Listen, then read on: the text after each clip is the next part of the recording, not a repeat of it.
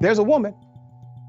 She completely shuts down all of the police that come to her home by knowing the law and standing up for herself. Here's the first video. Received a complaint that there's criminal activity going on at your residence. Okay? So, what we have to do, anytime we get a complaint, we have to investigate and say that it's either unfounded or that something, confirm that information. Okay. So what kind of criminal activity? So, it could be that, drugs are being sold from this location, or that drugs are inside of the location, that type of thing. So what I want to do today, ma'am, is take a look inside. No, you're not going to take a look inside. Okay. You got a search warrant? No, ma'am, and that's what I want to speak to you You're about. not going to take a look inside. Okay. That's not going to happen. Okay. I got more video, more cops arrived. This is really silly, right? Who do you think we are, boo-boo the fool? You better go get you a probable cause warrant signed by a magistrate judge before you walk up in here. You think the police can just walk up in your home because somebody gave them an anonymous tip that you have illegal things going on inside of your house? Now, according to this cop, they're going inside of this home. That's what's about to happen, which will be a violation of due process, your civil rights, your privacy, everything. So here's more video. Well, let me explain to you kind of our process so you're aware of what is going to happen. We receive a complaint, we investigate it, okay? If it's unfounded, we're out of your hair, you never have to deal with us ever again. It is unfounded. There's no drugs in my house. I have 2 kids. I'm disabled. Right. My husband is at work right now. Okay. Nobody here has a criminal record. I have no criminal record. My husband has no criminal record. We just moved here from across the street. I've lived over there for 5 years. I just moved over here last month. Sure. So, no, you're not. If you give me a search warrant, you can come on in and look all around you want. That's right. Get you a search warrant. Come on in. As a matter of fact, I have some tea and cookies waiting for you. But you got to get that search warrant. That's the way the law works. Okay. Now, the next video will show you the level of manipulation this officer was willing to go to by basically weaponizing SWAT to put fear in this black woman, to allow them to come into her home in violation of her stated rights. Here it is. And this is the thing. Our process for when we have a search warrant is SWAT comes, busts down the door, That's goes fine. through things. That's fine. I don't want to have to do that. Because when y'all damage my stuff and y'all find nothing, you're going to pay me, so it's fine. Ma'am, this is what I'm asking. Is there a better time we can come back, maybe when your husband is here? No. Because here's what's going to happen. If I can go in, make sure you don't have any ninjas jumping out, bazookas laying around, nothing like that, I'm going to say... I'm the only one over here on this little corner, and people want to call about my black ass being over here in this little corner, minding my own business. I agree. It's because they're living in them trashy houses right there, and they're upset that we got the nicest house up here, so they want to call and lie on me. I'm not. I agree with this you, garbage. But that seems really unfair.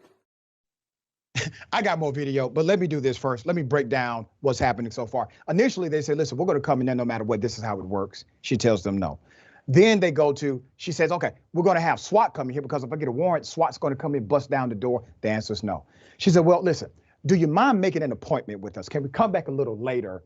Okay, officer, if you think this house is trafficking in narcotics, do you believe maybe they would throw the narcotics away by the time they schedule the appointment? My point is, at this level of conversation, you know good and damn well they don't have drugs in the house. What kind of officer really believes you're selling drugs and willing to come back when your husband is home, set an appointment later for that day? Nobody.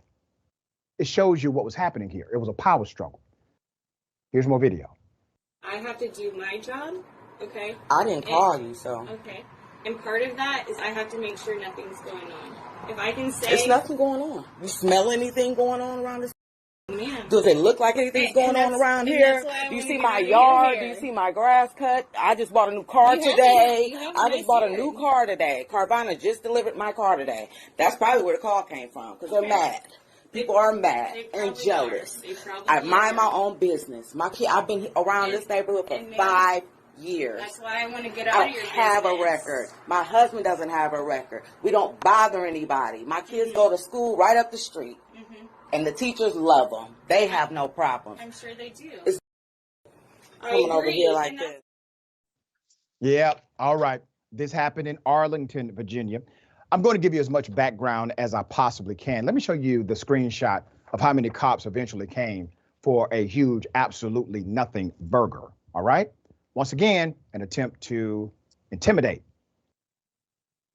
this black female. Other than the video being uploaded to TikTok on 9/5 with a basic description, we do not know how this ended for the homeowner. It does not appear to have been picked up anywhere else other than repost on Reddit. I would love to know the rest of the story here. I would love to know what was the final conclusion to this back and forth. Now, remember, the officer who was talking went from saying, we're coming in today to, if I get a warrant, SWAT is going to come in, to, can I schedule an appointment later with you? All right. Utter insanity. Senator Turner, they do this to individuals who they feel as if do not have access to lawyers, do not have access to income in order to afford the attorneys, or they don't have the status to fight them as a department. And here's why I'm highlighting the story. I want to know the rest of it. I want to know, did they proceed to violate this woman's rights or not?